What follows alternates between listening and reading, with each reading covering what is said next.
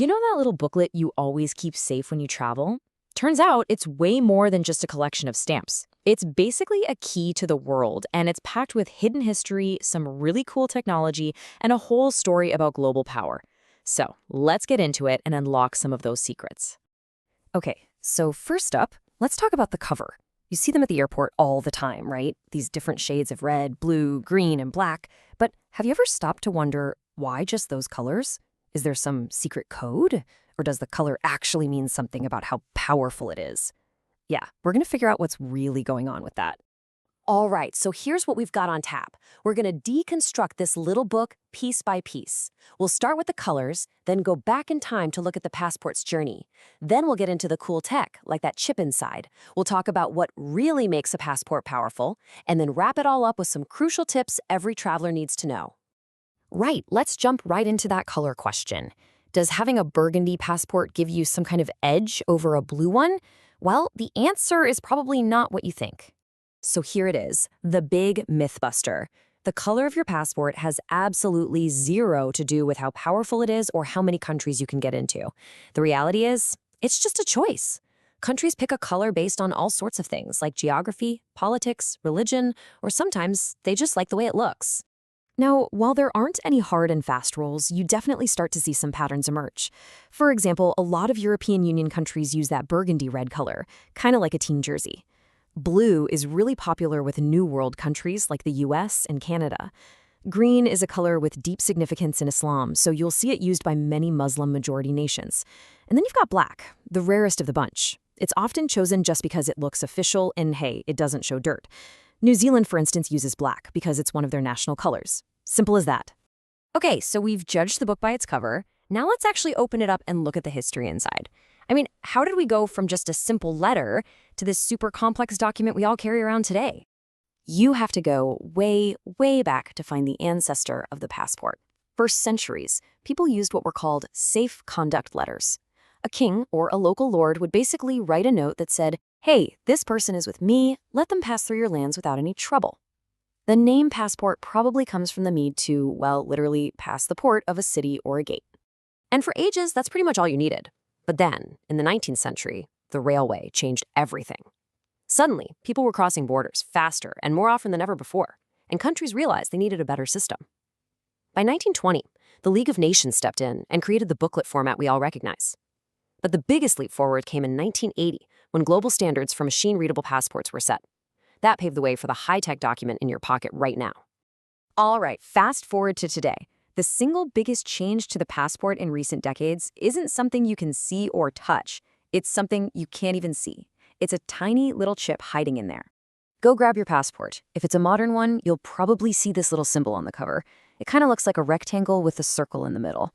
Well, that's the universal sign that you're holding a biometric passport, or an e-passport. And that's how you know your passport basically has a tiny brain inside. So, what exactly is a biometric passport? What does that even mean? Just think of it like your normal passport booklet, but with a small electronic chip embedded right into it. And this chip holds more than just your name and birthday. It holds your unique biometric info, like a high-quality digital copy of your photo, and sometimes even your fingerprints. And honestly, the advantages are pretty huge. That little chip makes it incredibly hard for someone to fake or alter your passport, which is a massive blow to identity fraud. It's also what lets you zip through those automated e-gates at the airport. And before you start worrying about hackers, the data is encrypted and the chip can only be read when it's super close, about 10 centimeters, to an official scanner. Okay, but let's dig a little deeper into that security. How does that encryption actually work? I mean, how does a border agent in, say, Japan know for sure that your passport is legit and that nobody's messed with the data on the chip? The easiest way to think about it is like a super complex system of digital locks and keys. The whole thing is built on this global foundation of trust, where every country needs a reliable way to know that a passport from another country is the real deal. Okay, so the fancy technical term for this is Public Key Infrastructure, or PKI. I know, it sounds complicated, but stick with me. The idea is actually pretty simple. It's just a set of rules that lets every country in the world check if a passport is authentic. It helps them answer two really important questions. Was this passport actually made by the country it says it's from? And has anyone changed the data on the chip? So here's how this digital handshake actually goes down. When your passport is issued, your country uses a private, top-secret digital key to create a unique signature on the data on your chip. You can think of it like an unbreakable digital wax seal. Then, when you get to a border, the system there uses a public key, one that's been shared between governments, to check that seal. If the seal is intact and matches the key, you're good to go. If it's been tampered with in any way, the check fails immediately. It's pretty brilliant. And that right there, that is the genius of the whole system. This global chain of trust is one of the most powerful tools we have to fight document fraud, and it makes travel safer for all of us. So we've established it's not the color that makes a passport good or bad. So what does? Well, it all comes down to one thing: access. People call this passport privilege, and it's actually really simple to measure. It's just the number of countries you can visit without having to get a visa ahead of time. The more countries on that list, the more powerful your passport is and the more freedom you have to move around the world. And when you look at the rankings, it's always fascinating. Countries like Singapore, Germany, and the UK are consistently at the top.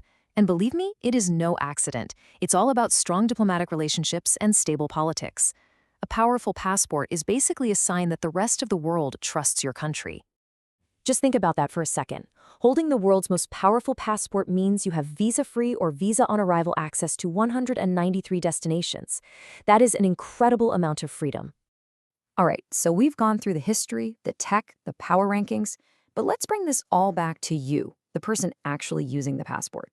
We'll finish up with some surprising facts and really important tips. First up, your photo. You know how you're not allowed to smile? Well, it's not because they want you to look serious, it's because a neutral expression is way easier for facial recognition software to analyze. A couple of fun facts: the Pope has Vatican passport number 1, and the passport from Nicaragua is one of the hardest in the world to fake. It has 89 security features. But maybe the most critical piece of advice I can give you: if your passport ever gets lost or stolen, you have to report it to your government right away to protect your identity. And last but not least, and please listen carefully to this one, a huge warning. You know those fun souvenir passport stamps you can get at places like Machu Picchu or Checkpoint Charlie?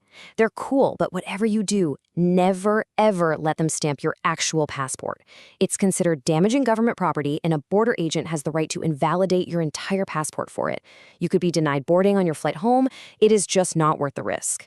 So yeah, the next time you pull out that passport, take a second to think about everything that's packed inside. All that history, all that technology, and a little piece of your country's relationship with the rest of the world. It really is a key. The only question left is, how many doors does yours unlock?